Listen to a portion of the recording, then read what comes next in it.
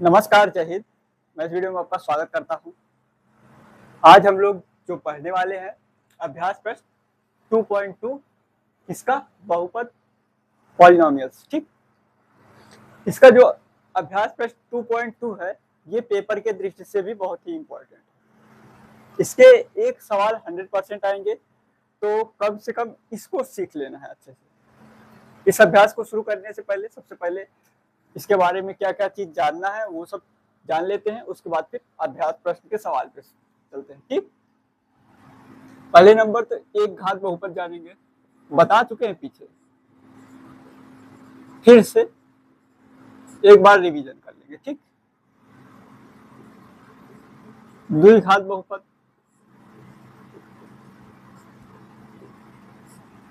और त्रिघात बहुपद।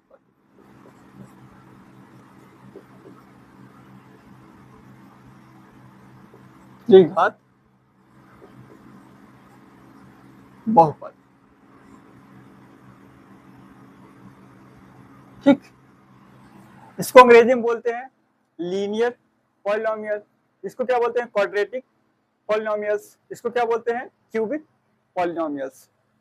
तो जिसका इसका एग्जांपल क्या हो सकता है, इसका एग्जांपल होगा, क्या ले ले, ax प्लस बी। इसका एग्जांपल ax प्लस बी, इसका हो जाएगा ax square plus bx plus का c, और इसका क्या ले ले, इसका a cube ax cube plus bx square plus cx plus d। ये क्या है, एक घात बहुपद का ये एग्जाम्पल है, ये इसका एग्जाम्पल है, और ये इसका एग्जाम्पल है, मान लिया है। ठीक, इसका शून्यांक क्या क्या होंगे, इसमें क्या होगा, इसमें केवल अल्फा होगा, जो x का मान होगा वही शून्यांक। ठीक, अल्फा होगा, इसमें क्या होगा, अल्फा और बीटा होगा। देखो ये एक घात बहुपद है तो इसमें एक कितने शून्यांक होगा, एक, तो वो क्या है, अल्फा है। इसमें क्या है, दो घात बहुपद है तो इसमें कितने शून्यांक होंगे, दो शून्यांक होंगे, दो जीरोज होंगे। तो कौन कौन सा होगा, एक अल्फा होगा, एक बीटा होगा। ठीक, तो यहाँ पे क्या होगा, त्रिघात बहुपद में, यहाँ पे त्रिघात है, तीन घातें हैं, तो कितने शून्यांक कितने जीरोज होंगे, तीन। कौन कौन से, अल्फा बीटा गामा। आप इसके अल्फा बीटा गामा की जगह पे आप कुछ भी ले सकते हैं। ठीक, ये एक प्रकार से नोटेशन है, मान लिए। ठीक, अब इसका क्या होता है, इसका तो एक ही है अल्फा, चाहे अल्फा का अल्फा ही रहेगा। ठीक, तो इसमें हम देखेंगे तो इसका अल्फा की वैल्यू क्या होगी, यहाँ पे अल्फा की वैल्यू होगी v अपान ए, b अपान ए माइनस का b अपान ए। ठीक, इसमें क्या होगा, अल्फा प्लस बीटा बराबर क्या हो जाएगा, माइनस का b अपान ए, और इसमें गुणा भी हो सकता है, इसमें एक ही है या एक आपस का, इसका आपस में गुणा कर देंगे तो क्या होगा, जीरो हो जाएगा। देख लेना, जीरो नहीं होगा। अल्फा स्क्वायर, अगर अल्फा स्क्वायर निकालेंगे तो क्या हो जाएगा, B square plus B square A square. ठीक, बी स्क्वायर ए स्क्वायर, इसका क्या हो जाएगा, अल्फा गुणे बीटा क्या हो जाएगा, इसका होता है सी अपान ए। इसका क्या होता है, सी अपान ए, अल्फा गुणे बीटा सी अपान ए। यहां पे आ जाइए, यहां पे alpha plus beta plus gamma क्या होगा, यही होगा same, minus B upon A, alpha beta plus beta gamma plus gamma alpha, ये क्या होगा, सी अपान ए, सी अपान ए। और सी तुमको ए बी सी तुमको पता ही है ना, अचर राशि है, ए यहाँ पे है, बी यहाँ पे, सी यहाँ पे, डी यहाँ पे। तो अगर हमें alpha plus beta plus gamma निकालना है तो हम बी ढूंढ के लाएंगे और ए ढूंढ के लाएंगे, यहाँ पे रखेंगे, हमारा निकल आएगा। अगर हमें alpha gamma plus beta gamma plus gamma alpha का वैल्यू निकालना है तो हम क्या करेंगे, सी अपान ए, सी ढूंढ लेंगे, सी यहाँ पे मिल जाएगा और ए यहाँ पे मिल जाएगा। ठीक, और तीनों का गुणा अगर ढूंढना हो तो क्या होगा, तीनों का गुणा अगर ढूंढना हो तो alpha dot beta dot gamma बराबर माइनस का डी अपान ए। क्या हो जाएगा, माइनस का डी अपान ए, माइनस का डी अपान ए। ठीक, कोई दिक्कत? ये एक घात बहुपद है, ए एक्स प्लस बी होगा इसका, तो यहाँ पे केवल अल्फा अल्फा अल्फा स्क्वायर अगर हम निकाल रहे हैं तो बी स्क्वायर और ए स्क्वायर हो जाएगा। ठीक, और यहाँ पे दो घात है तो यहाँ पे दो वैल्यू आएंगी, कौन कौन सी आएंगी, अल्फा और बीटा। तो अल्फा और बीटा को क्या कह दिया जाए, जैसे मान लो कोई दो घात बहुपद दे दिया जाए और उसमें कहे कि शून्यांकों का योगफल ज्ञात कीजिए, शून्यांकों का योगफल। तो शून्यांक कौन कौन से होंगे, अल्फा बीटा, इसका क्या ज्ञात करना है, योगफल। तो हम ये फार्मूला लगा देंगे, अल्फा प्लस बीटा बराबर माइनस का बी अपान ए, तो हमारा क्या हो जाएगा, शून्यांकों का योगफल हो जाएगा। ठीक, इसमें क्या कहता है, ये दे दिया गया त्रिघात बहुपद दे दिया गया, इसमें कह रहा है कि अगर हमें अल्फा बीटा गामा की वैल्यू अगर पता है तब हमें कहे कि इसके शून्यांकों का योगफल ज्ञात कीजिए। तो alpha plus beta plus gamma तीनों को जोड़ देंगे तो ये क्या आ जाएगा, माइनस बी अपान ए निकल आएगा। ठीक, तो ये सब फार्मूले हैं, आप चाहो तो ऐसे लिख लो और नहीं तो याद कर लो, बहुत ही आसान है। क्या है, एक याद कर लो, इसको त्रिघात को चाहो तो याद कर लो, बाकी तो वही है ना, अल्फा निकालना है तो माइनस बी अपान ए, यहाँ पे अल्फा प्लस बीटा निकालना तो मतलब योगफल अगर कहता है निकालने के लिए तो आप क्या करेंगे, माइनस बी अपान ए लगा देंगे। अगर गुणनफल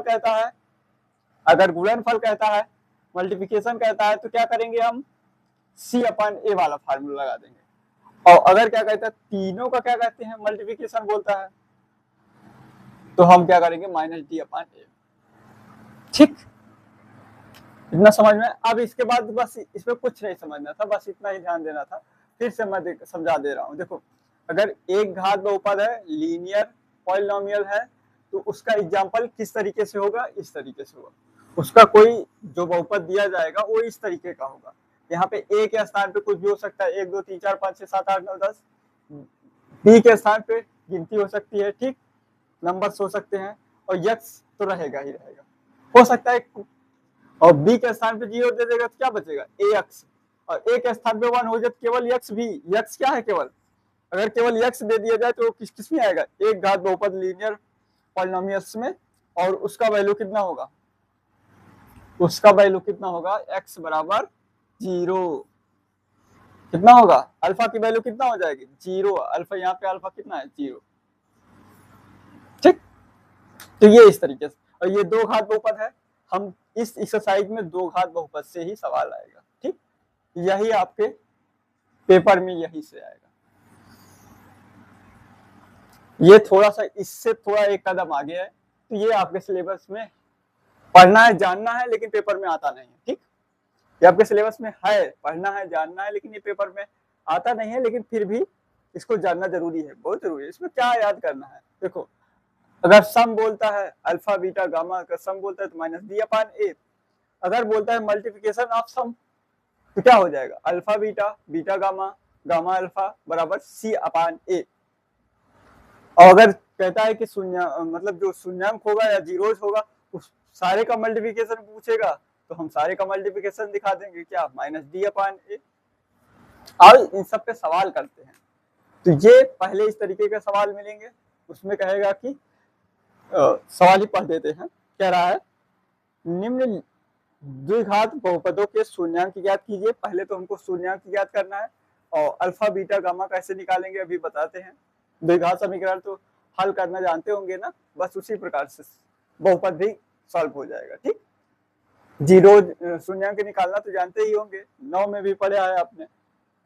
ठीक, नहीं पता है तो अभी सब क्लियर हो जाएगा, और ये इसी पे बेस्ड है द्विघात बहुपद। और उसके बाद कह रहा है कि शून्यांकों तथा गुणनफलों के बीच में संबंध को सत्यापित कीजिए। जो इसका ये संबंध दिया हुआ है, अल्फा प्लस बीटा बराबर माइनस बी अपान ए, और अल्फा इंटू बीटा सी अपान ए, इसकी क्या करना है, सत्यापित करना है, जो सवाल दिया जाएगा उसके अकॉर्डिंग। ठीक, तो सत्यापित भी कर देंगे। चलिए इसको मिटाते हैं, फिर चलिए देखते हैं सवाल, देखते हैं सवाल क्या है। निम्न द्विघात बहुपद के बहुपदों के शून्यांक ज्ञात कीजिए। क्या? शून्यांक ज्ञात कीजिए। वही अल्फा और बीटा ज्ञात करना है। ठीक, ज्ञात कीजिए तथा और शून्यांकों तथा गुणांकों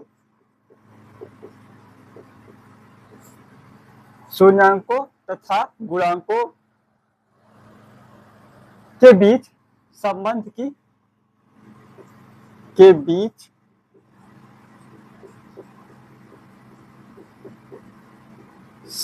की सत्यता की जांच कीजिए।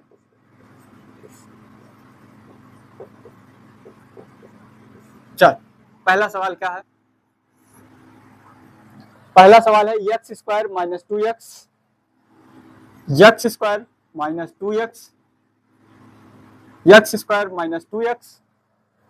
माइनस का 8।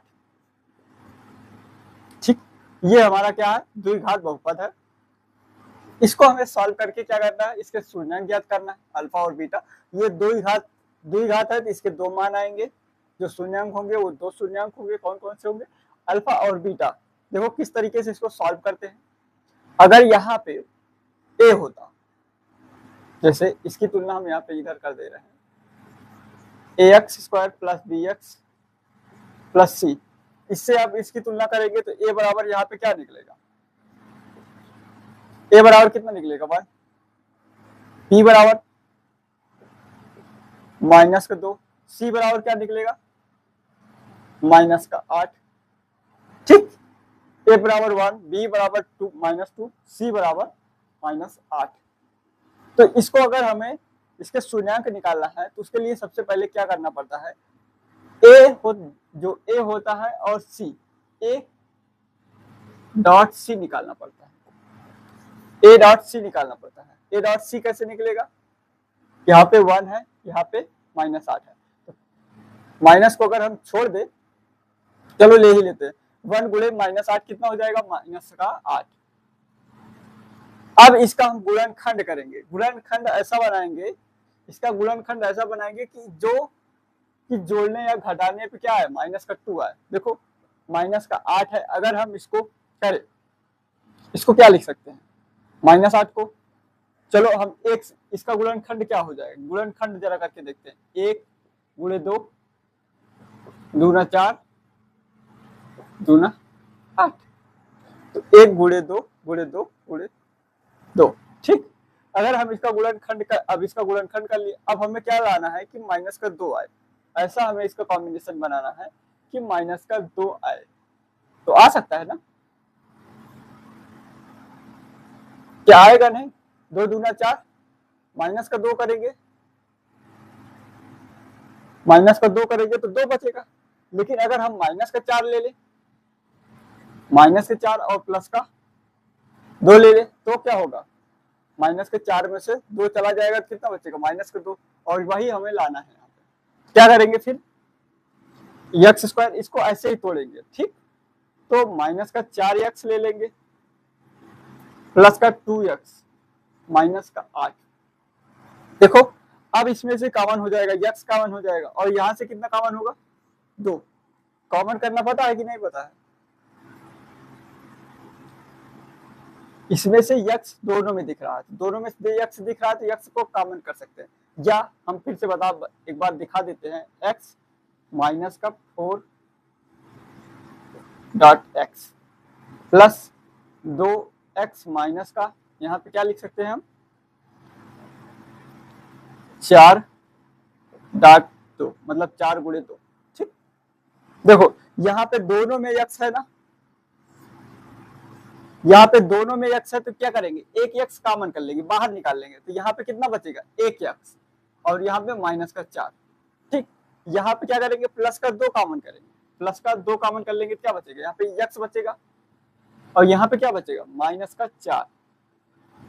अब देखो पूरे में क्या कॉमन है, x माइनस का 4, तो x माइनस का 4 कॉमन कर ले तो हमारा क्या बचेगा, यहाँ पे केवल x बचेगा और यहाँ पे केवल 2 बचेगा, तो x प्लस का 2। ठीक, अब इसको क्या करेंगे, 0 के बराबर करेंगे। एक बार इसको 0 के बराबर करेंगे, एक बार इसको 0 के बराबर करेंगे तो हमारा अल्फा निकलेगा, इसको 0 के बराबर करेंगे तो हमारा बीटा निकलेगा। ठीक, तो x फर्स्ट पॉइंट क्या हो जाएगा, यदि x माइनस का 4 बराबर 0 तो x बराबर क्या हो जाएगा 4, इधर माइनस का है उधर जाएगा तो प्लस का हो जाएगा, तो यहाँ पे अल्फा बराबर कितना हो जाएगा 4। ठीक, अल्फा बराबर 4। और यहीं पे दूसरा पॉइंट देख लेते हैं, दूसरा क्या है, यदि x प्लस 2 बराबर 0 तो x बराबर क्या हो जाएगा माइनस का 2, x बराबर क्या हो जाएगा माइनस का 2, और इससे बीटा बराबर क्या हो जाएगा माइनस का 2। हमने मान लिया है, माना अल्फा बराबर 4 और बीटा बराबर 2 माइनस का 2। अब यहीं पे हम यहाँ पे देखेंगे और इसको यहाँ पे आपको इसके नीचे लिखना होगा सत्यता की जांच, या जांच भी लिख देंगे फिर भी हो जाएगा। ठीक, यहाँ पे हेडिंग डाल लेना सत्यता की जांच या केवल जांच लिखेंगे तब भी चल जाएगा। ठीक, जांच लिखने के बाद यहाँ पे लिखेंगे माना ये हो जाएगा, फिर तुलना करेंगे। चलो करके दिखाते हैं, पहला सवाल है तो पूरा अच्छे से करके दिखाते हैं। ठीक, देखो यहां तक हम शून्यांक निकालना जान गए। पहला शून्यांक कितना है 4 और दूसरा शून्यांक कितना है माइनस का 2। सत्यता की जांच। ठीक, माना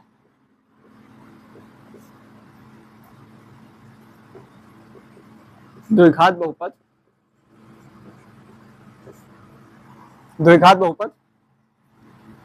ax square plus bx plus c है, तब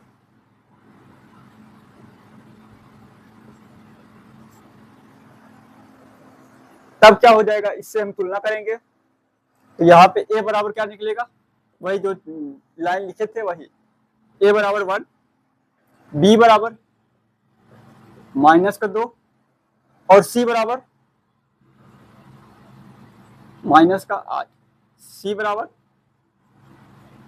माइनस का 8। तो सत्यता की जांच में क्या हमारा फार्मूला क्या है, अल्फा प्लस बीटा बराबर माइनस का b अपान ए, और अल्फा डॉट बीटा बराबर क्या होगा c अपान ए।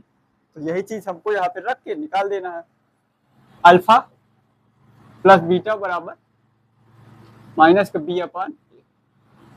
दोनों पक्षों में मान रखेंगे, यहाँ से अल्फा और बीटा की वैल्यू रखेंगे और यहाँ से b और a का वैल्यू रखेंगे, तो क्या आ जाएगा 4 माइनस का 2, 4 माइनस का 2, 4 माइनस का 2 और यहाँ पे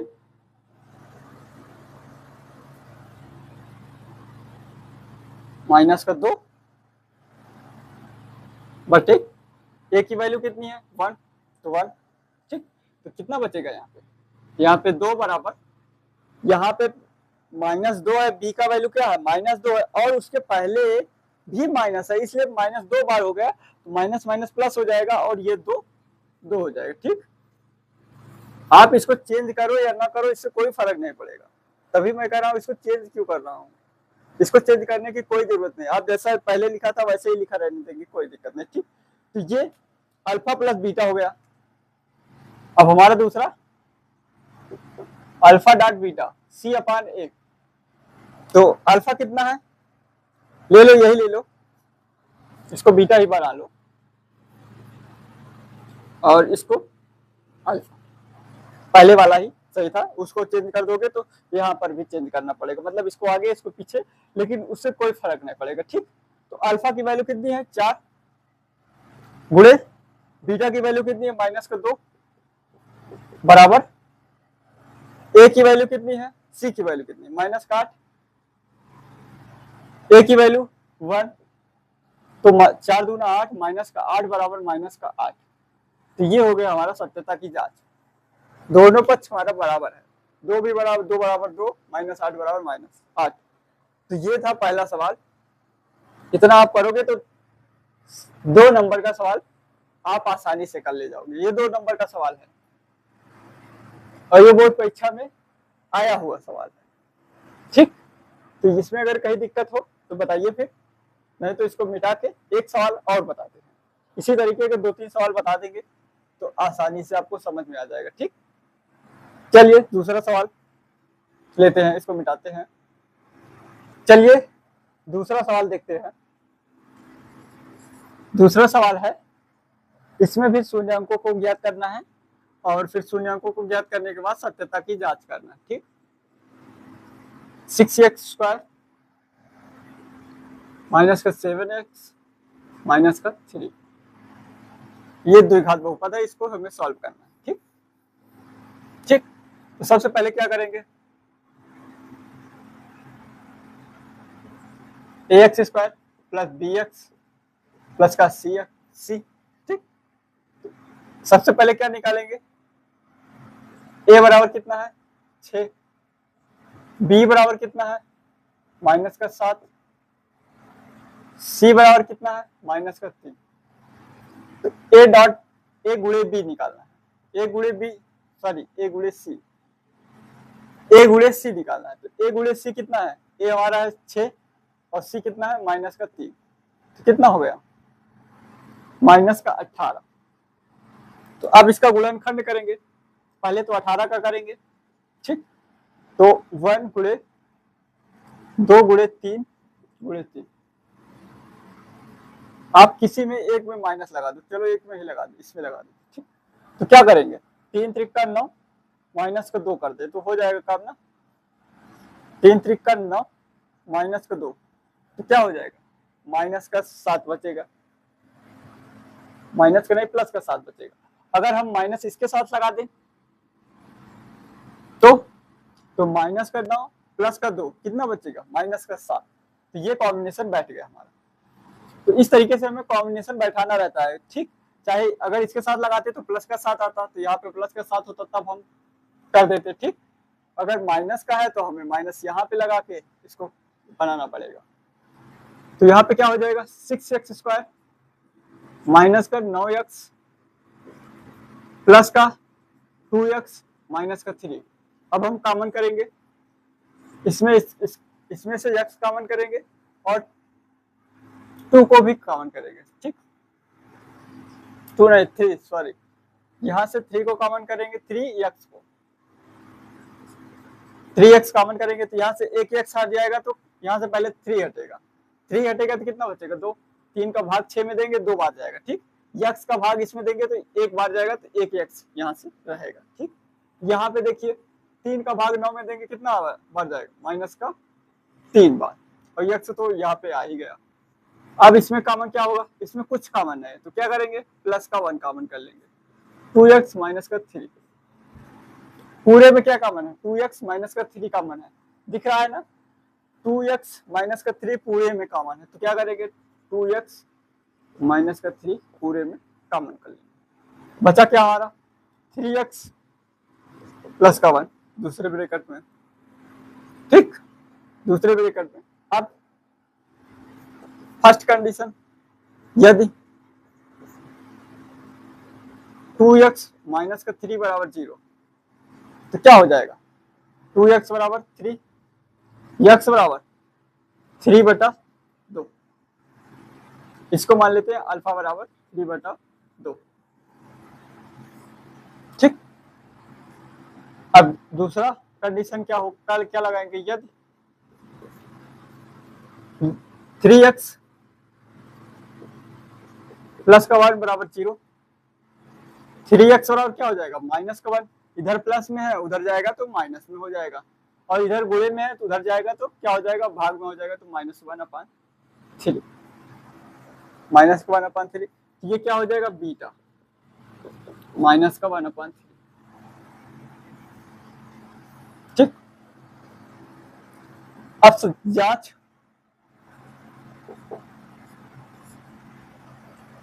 जांच में द्विघात बहुपद हो जाएगा ax² + bx + c, इतना पूरा करेंगे, पूरा नहीं यहाँ तक, x a बराबर b बराबर c बराबर यहाँ तक लिखेंगे। उसके बाद अल्फा प्लस बीटा बराबर -b/a, तो अल्फा कितना है 3/2, बीटा कितना है -1/3 बराबर -b और फिर -7, b की वैल्यू कितनी है -7 और माइनस पहले से है, ठीक, बटे a कितना है 6। इसको सॉल्व करते हैं, त्रिया गुणा करते हैं इसका, 3 त्रिका 9, 3 त्रिका 9 माइनस 2 एका 9 2, 3 त्रिका 9 2 एका 9 2, और यहाँ पे क्या हो जाएगा 3 दूना 6, माइनस माइनस प्लस हो जाएगा 7/6, यहाँ पे 9 में से 2 चला जाएगा, कितना बचेगा 7/6, 7/6। दोनों पक्ष क्या हमारा बराबर आया, देखो दोनों पक्ष हमारा बराबर आया, तो एक जांच में हमारा सही निकला। और दूसरी जांच क्या करेंगे,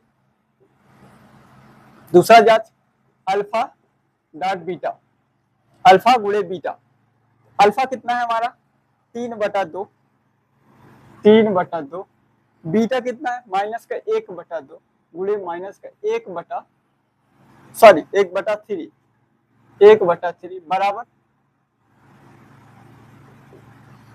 1/3 बराबर क्या होता है alpha dot beta, alpha dot beta बराबर क्या हो जाएगा हमारा c/a। तो c कितना है, c की वैल्यू यहाँ पे देखिए, c की वैल्यू कितना है -3 और a की वैल्यू 6, तो यहाँ कितना आएगा -3/6 बराबर -3/6। यहाँ पे भी क्या हुआ, हमारा कंडीशन फुलफिल किया, फुलफिल कर रहा है, मतलब दोनों पक्ष हमारा क्या है बराबर है। तो कोई समस्या कुछ नहीं है, बस 2 नंबर आपको लाना है, एक यहाँ पे शून्यांक याद कर देने हैं। एक बात ध्यान देना, जितने घात का बहुपद उतने शून्यांक, क्या जितने घात का बहुपद होगा उतने उसके शून्यांक होंगे, और उसी के अकॉर्डिंग हमें ये चीज याद करना पड़ेगा। अल्फा प्लस बीटा बराबर -b/a और अल्फा डॉट बीटा बराबर c/a, ठीक। अब इसके बाद एक सवाल और बताते हैं, उसके बाद बाकी आप सवाल खुद से करिएगा, ये 2 घात बहुपद वाले। इसके बाद इसके दूसरे टाइप का सवाल बताऊंगा, वो आता कम है पेपर में, लेकिन कभी कभी पूछ लिया जाता है, तो उसको बताना भी जरूरी है, ठीक। तो सबसे जैसे अभी क्या है कि अभी हमारे बहुपद दिया जा रहा है, तो बहुपद से हमें क्या करना है, किसके शून्यांक ज्ञात करना है, और शून्यांक अगर दिया रहेगा तब हमें क्या करना है बहुपद बनाना। तो कुछ नहीं, सबसे पहले एबीसी निकाल लेंगे, इसकी वैल्यू रख के एबी से तुलना कर देंगे, तो एबीसी हमारा निकल आएगा, और एबीसी की वैल्यू हम उठा के यहाँ पुट कर देंगे, तो हमारा क्या हो जाएगा बहुपद हमारा प्राप्त हो जाएगा। तो इसी का सेम उल्टा काम होगा, लेकिन इसी तरीके का एक सवाल और बताते हैं, फिर आगे चलते हैं, ठीक बेटा। ये तीसरा सवाल देखते हैं। तीसरा सवाल क्या है, x² माइनस का 15, x² माइनस का 15, ये क्या द्विघात है, तो हमारा द्विघात बहुपद है, इसके 2 मान होंगे, क्या क्या होंगे चलो देखते हैं। तो इसको सबसे पहले 0 के बराबर यहीं पे ही करना पड़ेगा, ठीक। इसमें और कोई नहीं है तो हम यहीं पे इसका 0 के बराबर करेंगे। यदि अब आप अगर चाहो इसको लिख भी सकते हो, क्या लिख सकते हो आप, ये पढ़े हैं क्या कहते हैं, एक ब्रैकेट में a प्लस बी, दूसरे ब्रैकेट में a माइनस बी, और बराबर क्या, a square minus B square. हंसी इसलिए आ रही है, ये अगर किसी से भी पूछोगे a square minus B square, वो तुरंत बोलेगा एक ब्रैकेट में प्लस बी, एक ब्रैकेट में माइनस बी, तुरंत बोलेगा, इतनी तेजी से बोलेगा। और चाहो तो अगर आप यहीं पे प्लस बोल दो जल्दी से, a square plus B square सूत्र लगाओ, तो भी क्या करेगा लड़का, क्या करेगा, झट से यही बता देगा। लेकिन नहीं, ये नहीं होता है, a प्लस बी का स्क्वायर अलग होता है और a माइनस बी का अलग होता है। तो जब ध्यान से सुना करिए, अगर a minus A square minus B square पूछे तब तो ये बताइएगा, अगर a square plus B square अगर पूछे तब ये मत बताना। हमने कई बार इसको सबसे पूछा है और सभी लोग गलती वही किए हैं। मैं क्या करता हूँ, a square plus B square का फार्मूला बताइए, और तुरंत बच्चे क्या करते हैं, एक ब्रैकेट में प्लस बी, एक ब्रैकेट में माइनस बी, तुरंत यही रट्टा मारे रहते हैं, तुरंत यही बताते हैं। तो ये ध्यान दिए करिए कि पूछा क्या जा रहा, ठीक। तो उसी प्रकार हम इसको भी बना सकते हैं। तो क्या हो जाएगा, हमारा 2 ब्रैकेट में आ जाएगा। अगर इसको हम अंडर रूट 15 लिखें,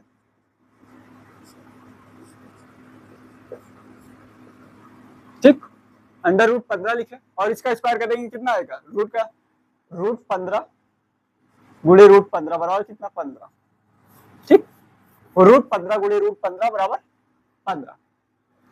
तो ये क्या हो जाएगा, एक ब्रैकेट में यक्स प्लस का रूट 15, एक ब्रैकेट में यक्स माइनस का रूट 15। आप तो कर सकते हैं ना, यदि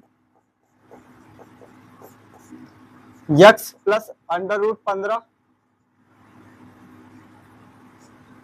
बराबर 0, तो यक्स बराबर क्या हो जाएगा, माइनस का अंडर रूट 15, ठीक। तो अल्फा बराबर माइनस का अंडर रूट 15, और यदि सेकेंड पार्ट में क्या होगा, यदि यक्स माइनस का अंडर रूट 15 बराबर 0, तो यक्स बराबर क्या हो जाएगा, अंडर रूट 15, तो बीटा बराबर क्या हो जाएगा, अंडर रूट 15। सत्यता की जांच भी कर लेंगे हम,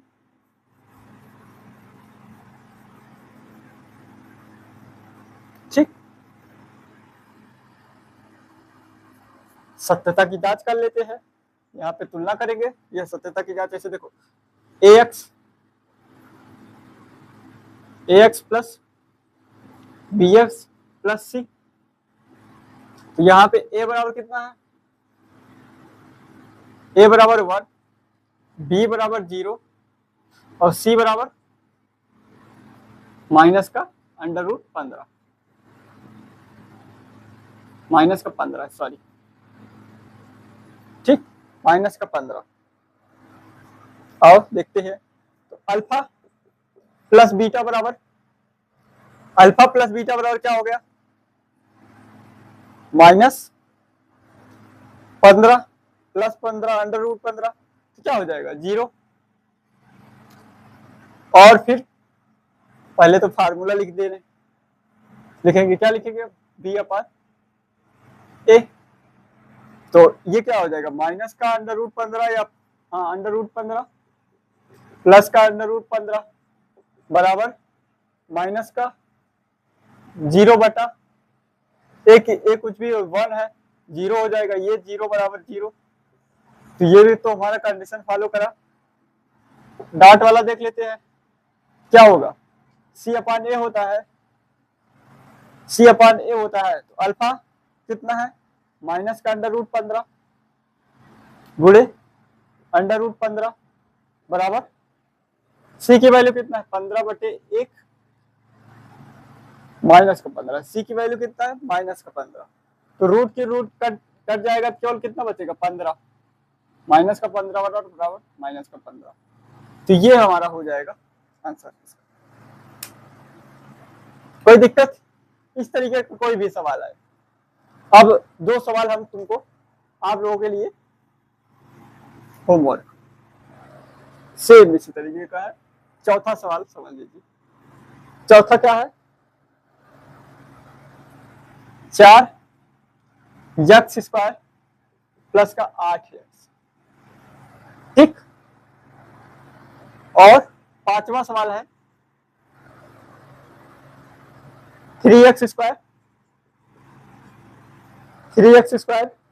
माइनस का x माइनस का 4।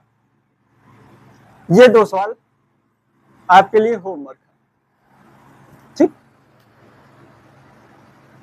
होमवर्क है, ठीक। एक बात बताएं, संगत का बहुत असर पड़ता है। बताना नहीं चाह रहे थे लेकिन बता ही देते हैं। तो मेरा एक दोस्त ही था, उससे 4-5 क्लास पीछे, समझे दोस्ती बन जाता है। दोस्त है तो दोस्ती बोलेंगे। उसको क्या हुआ कि उसको गलत संगत मिल गया, तो वो क्या हुआ कि हाई स्कूल में ही फेल हो गया। हाई स्कूल में फेल हो गया, फिर वो गलत संगत में पड़ गया तो हाई स्कूल में फेल हो गया, और फेल हो तो गया। फिर उसके बाद क्या किया, पढ़ने में पहले बहुत अच्छा था। हमने सोचा था कि वो आगे चल के हाई स्कूल तो पास हो जाएगा, उसके बाद फिर इंटर में साइंस साइड मतलब फिजिक्स केमिस्ट्री मैथ से ही पढ़ेगा। लेकिन क्या हुआ कि हाई स्कूल में फेल हो गया, तो दोबारा क्या हुआ, दोबारा आर्ट साइड ले लिया। अब गलत संगत पकड़ लिया था तो आर्ट साइड क्या कहते हैं, आर्ट साइड लेने का मतलब ये नहीं है कि आर्ट साइड खराब है। गलत संगत पकड़ लिया इसलिए आर्ट साइड लिया, ये कहना गलत नहीं है।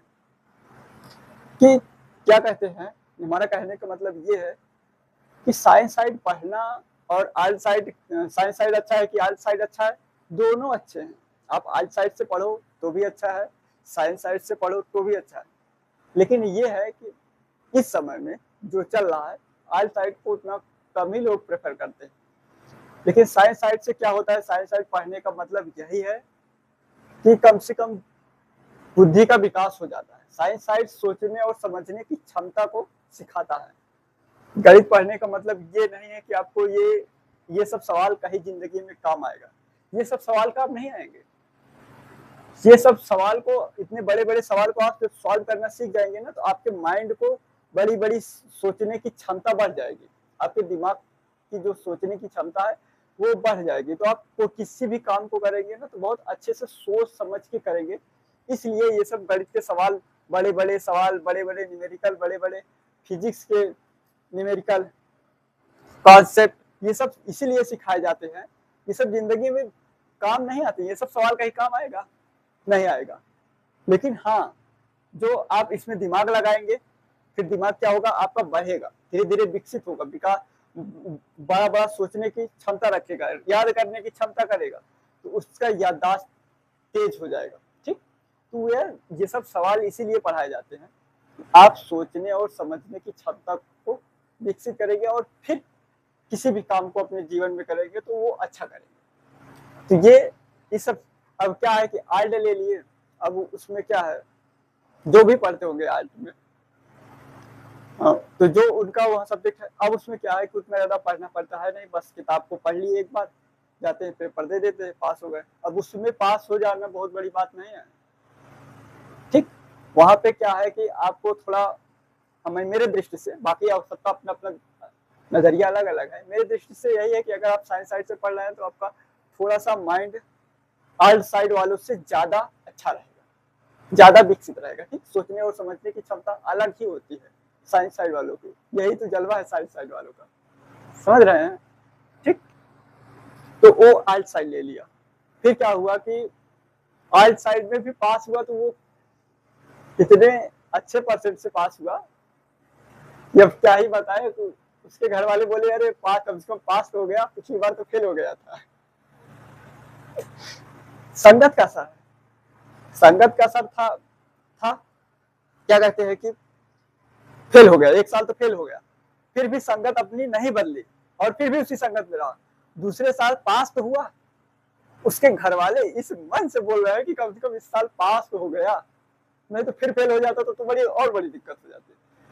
तो कम से कम अच्छा संगत रखिए, अच्छे लोगों की संगत रखेंगे तो अच्छा सोचेंगे, अच्छा समझेंगे, अच्छा करेंगे, फिर आप लाइफ में भी फेल नहीं होंगे। ये सब तो रिजल्ट है, ये सब कागज का टुकड़ा है, ये सब उतना तो ज्यादा नहीं करेगा, लेकिन हाँ ये जो बात है कि ये सब्जेक्ट छोड़ दिया, ये मुझे बहुत बुरा लगा, सच में बुरा लगा। कि बताओ अगर मान लो किसी चीज में अगर कोई फेल हो जाता है तो क्या करेगा, वो सब्जेक्ट ही छोड़ देगा, या तो भाई वो पढ़ने से डर रहा है तब सब्जेक्ट छोड़ेगा, और या तो फिर उसका पढ़ने लिखने का मन ही नहीं है, बस केवल टेम्परेरी पढ़ रहा है, और टेम्परेरी पढ़ने से कोई फायदा नहीं होने वाला। ठीक, तो टेम्परेरी पढ़ने से कोई फायदा नहीं होने वाला। पढ़ो, अच्छे से पढ़ो, रिजल्ट के चक्कर में ना रहो, हाँ लेकिन रिजल्ट के तरीके से पढ़ो। कोई भी अगर आपको एग्जाम देना है, कोई भी, जिसको दे रहा हूँ, कंपटीशन का पढ़ना है, कुछ भी पढ़ना, तो आपको क्या करना है कि सिलेबस देखना है, और सिलेबस के साथ साथ पेपर का सिलेबस देखना है कि पेपर में किस तरीके का आता है। अब देखो, अब क्या होता है, जो कंपटीशन वाले होते, कंपटीशन वाले बता ही दे, चलो बता ही देते, थोड़ा टाइम लगेगा, लेकिन थोड़ा थोड़ा अभी से सीख रहेंगे, समझ में तो वैसे ज्यादा नहीं आएगा, लेकिन थोड़ा भी अगर समझ में आ जाता है तो बहुत अच्छी बात है। क्योंकि मैं बता दूं कि जो कंपटीशन में सवाल पूछे जाते हैं, इसी तरीके के सवाल पूछे जाते हैं, बहुत विकल्प दे दिया जाएगा, आपको टिक करना रहेगा।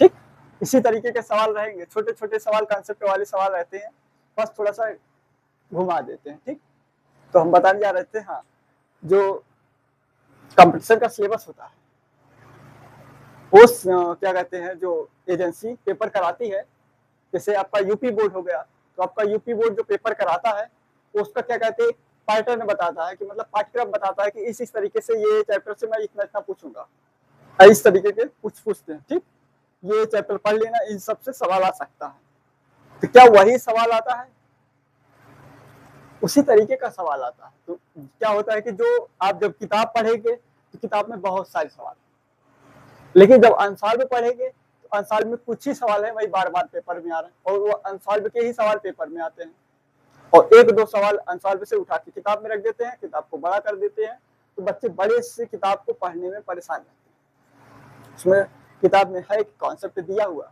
लेकिन आप क्या करिए, कॉन्सेप्ट बढ़िया से पढ़ लीजिए, उसके बाद फिर प्रैक्टिस कीजिए, जो एग्जाम में बार बार सवाल पूछे गए उसकी प्रैक्टिस कीजिए, तो वहां पे ज्यादा समझ में आता है कि किस तरीके का क्वेश्चन कितने बार पूछा जा रहा है।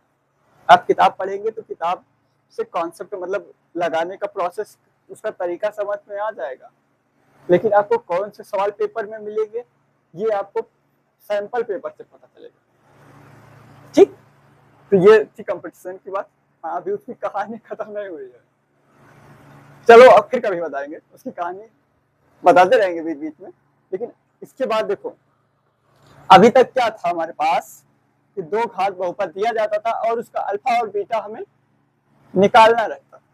अब हमें अल्फा और बीटा ज्ञात है, और हमें ए और बी का मान और सी और ए का मान ज्ञात करके हमें क्या करना है, हमें बहुपद बनाना है। चलो उसको बनाते हैं, इसको मिटा दे पहले। चलिए अगले टाइप का सवाल देखते हैं। अगले टाइप का कह रहा है कि द्विघात समीकरण, द्विघात बहुपद ज्ञात कीजिए। द्विघात बहुपद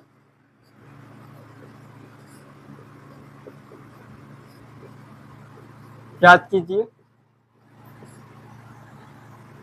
जिनके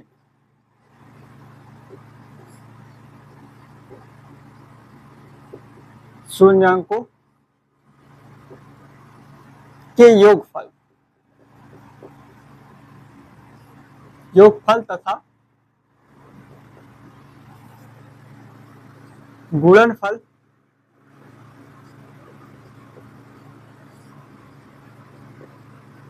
क्रमशः दिए गए।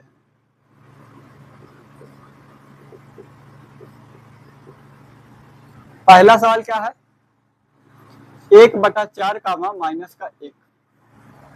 पहला सवाल क्या है, 1/4 कामा माइनस का 1। तो सबसे पहले माना द्विघात बहुपद क्वाड्रिक बहुपद पॉलिनोमियल्स, क्वाड्रिक पॉलिनोमियल्स क्या ax square plus bx plus का c, जिसके शून्यक या हाँ जिनके शून्यक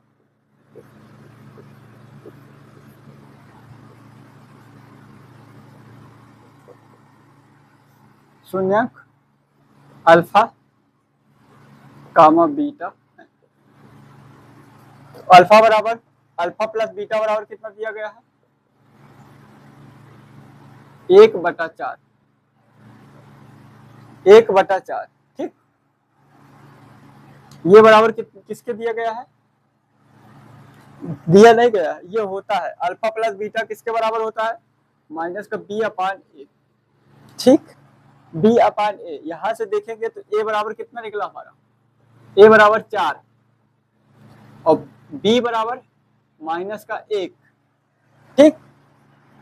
आगे अल्फा डॉट बीटा बराबर कितना दिया हुआ है माइनस का 1, ठीक, माइनस का 1, और ये किसके बराबर होता है c अपान ए, यहां से देखिए माइनस का a बराबर c बराबर कितना हो जाएगा माइनस का 4, क्योंकि a बराबर हमने 4 निकाला है, ठीक, 4 निकाला है, तो c बराबर क्या हो गया a बराबर 4, b बराबर माइनस का 1 और c बराबर माइनस का 4। हमारा द्विघात बहुपद में रख देते हैं 4x स्क्वायर प्लस माइनस का x और माइनस का 4, ठीक। ये हमारा क्या हो जाएगा बहुपद, द्विघात बहुपद। ये पहला सवाल। अब इसका दूसरा सवाल देखते हैं, समझ में आया, बहुत आसान है, कुछ नहीं है। यहाँ से तुलना कर लेना है, a बराबर 4 हो जाएगा, b बराबर माइनस का 1, तो ये गुणा करा के माइनस के हो जाएगा तो a की वैल्यू रख देंगे, 4 आ जाएगा तो माइनस का 4 हो जाएगा, c बराबर माइनस का 4, a b c ज्ञात हो गया हमारा क्या आंसर। अगला दूसरा सवाल, एक सवाल और बता दे, उसके बाद इसी तरीके के सवाल लगा लेना। ये बहुत कम पूछा जाता है, लेकिन पूछा जाता है, ये मत रखना कि नहीं पूछा जाता, बहुत कम, ठीक। दूसरा सवाल है अंडर रूट 2 बराबर 2 कामा अंडर रूट 2 कामा 1/3, तो अल्फा प्लस बीटा बराबर कितना अंडर रूट 2 बराबर क्या होता है माइनस का b अपान ए, तो यहां से देखेंगे कितना हो जाएगा a बराबर 1, b बराबर माइनस का रूट 2 और अल्फा डॉट बीटा बराबर क्या होता है 1 बटा कितना है 3 है, होता कितना है c अपान ए, तो a की वैल्यू यहाँ से कितना है 3 है, तो यहाँ पे हम a की वैल्यू यहाँ पे तुलना नहीं करेंगे, ठीक, तो यहीं पे करेंगे a की वैल्यू 3 और c के वैल्यू कितना लेंगे 1, तो a यहाँ a की वैल्यू नहीं लेंगे, ठीक। b की वैल्यू तो यहाँ से लेंगे, लेकिन a की वैल्यू नहीं लेंगे, क्योंकि हमें डायरेक्ट यहाँ पे मिल जा रहा है a, तो a की वैल्यू कितना हो जाएगा 3 और c की वैल्यू 1, तो a b c हमारा ax square plus bx plus का c, वैल्यू पुट करते हैं 3x स्क्वायर माइनस का अंडर रूट 2x और प्लस का 1, ठीक, कोई दिक्कत नहीं। ये क्या हो गया हमारा द्विघात बहुपद हो गया। अब इसी तरीके से तीसरा सवाल आप लोगों के लिए 0 कामा अंडर रूट 5, चौथा सवाल 1 कामा 1, ये तो आसानी है, 1 1 वाला, सबका 1 1 हो जाएगा। पांचवा सवाल -1/4 कामा 1/4 कर ही ले जाओगे, आसान ही है। छठा सवाल 4 कामा 1। देखो सेम इसी तरीके से करना है। अगर आपको देखो ए की वैल्यू हम यहाँ पे इसीलिए नहीं ले कि यहाँ पे 1 आ रहा है और यहाँ पे 3 आ रहा है, तो हम 3 ले लेंगे, यहाँ पे सीधे सीधे मिल जाएगा। यहाँ पे 1 लिखने की कोई जरूरत ही नहीं पड़ेगी, इसीलिए हम क्या कहते हैं 1 नहीं लिए हैं। ठीक, तो आप भी अगर 1 अगर ए की वैल्यू कहीं पे 1 लिया जा रहा है और उससे ज्यादा बड़ी संख्या आ रही है तो बड़ी संख्या ले लो। ठीक, बड़ी संख्या ले लेना। यहाँ पे इस सवाल में कहीं कोई दिक्कत नहीं है। चलिए, तो ये चैप्टर आपका ये पॉलिनोमियल्स खत्म हो गया। अब हम इसके बाद तीसरा चैप्टर शुरू करेंगे, दो चर रैखिक वाले समीकरण। ऐसे देखो बताते हैं कौन सा सवाल। हाँ, दो चर वाले रैखिक समीकरण युग, दो चर वाले रैखिक समीकरण का युग।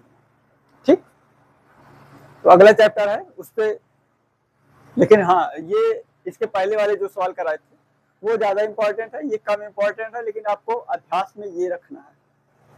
चलिए फिर ज्यादा से ज्यादा लोगों तक शेयर कीजिए, वीडियो अच्छा लगा हो तो लाइक कीजिए और कमेंट भी करके बताइए।